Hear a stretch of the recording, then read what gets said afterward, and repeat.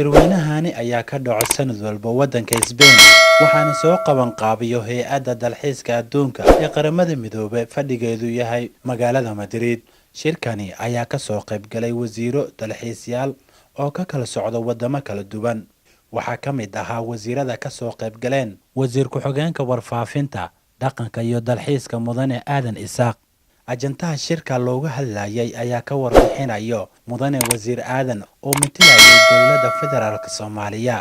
hay'adda dalxiiska qaramada midoobay ee fadhigeedu yahay Madrid ee dalka Spain ayaa waxa ay ku casuuntay dowladda federaalka ee Soomaaliya shir sanadle ah oo 10 sano u dambeeyay ama 10 sano guuradii ka soo wareegatay arrimaha horumarinta dalxiiska Afrika lagu qabtay dalkaasi Spain ee magaaladiisa Madrid ay dowladda federaalka ku casuumeen hay'adda dalxiiska qaramada midoobay aan kaga qayb galnay taariikh 24 ilaa 27 bishan January sanadka 2019 shirkaasi aan kaga qayb galnay halkaasi waxa looga hadlayay arrimaha maalgashiga Yurub iyo Afrika ee horumarinta dhanka dalxiiska.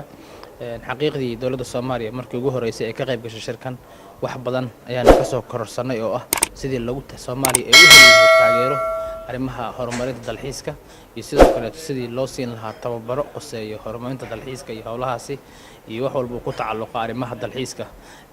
xaqiiqdii waxyaabo weyn ayaan shirkaasi kala soo noqonay.